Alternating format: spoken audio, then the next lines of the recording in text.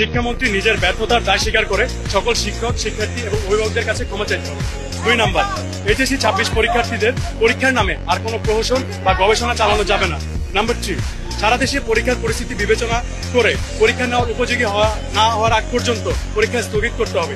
4 number, পদার্থবিজ্ঞান প্রথম পত্র পরীক্ষার 6 এবং 7 নাম্বার প্রশ্ন ভুল, সেক্ষেত্রে শিক্ষামন্ত্রীকে অবশ্যই অভিভাবক শিক্ষার্থী এবং শিক্ষকদের কাছে ক্ষমা চাইতে হবে।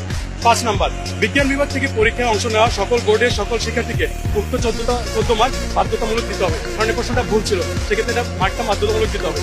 আপনার 6 নাম্বার, শিক্ষা ব্যবস্থা অবশ্যই শিক্ষার্থী বান্ধব হতে হবে। আর যেটা আপনারা দেখতেছেন, আমাদের শিক্ষা ব্যবস্থা একদম শিক্ষার্থী বান্ধব না, তিনি যা ইচ্ছা তাই সিদ্ধান্ত নিচ্ছেন।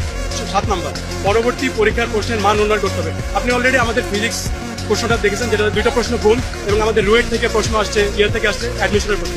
7 নাম্বার। 8 নাম্বার, সরকারকে পরীক্ষা ব্যবস্থা পরিবর্তনের চেয়ে শিক্ষা ব্যবস্থার উন্নতির দিকে বেশি লক্ষ্য রাখতে হবে। কারণ আপনি দেখতেছেন আমাদের শিক্ষামন্ত্রী প্রথম থেকে যেই আমাদের কার্যকলাপগুলো করছে, কিন্তু সবগুলো হচ্ছে পরীক্ষা বান্ধব। আমাদের পরীক্ষায় ক্যামেরা লাগানো, গার্ড কঠিন, প্রশ্ন কঠিন, তারপর এই গন্ডার মাঝে আমাদের পরীক্ষা হচ্ছে। তিনি যা সিদ্ধান্ত নিচ্ছেন সব পরীক্ষা বান্ধব, কিন্তু আমাদের শিক্ষা ব্যবস্থার কি উন্নত হচ্ছে সেটার কোনো সিদ্ধান্ত আমরা এখন পর্যন্ত পাইনি।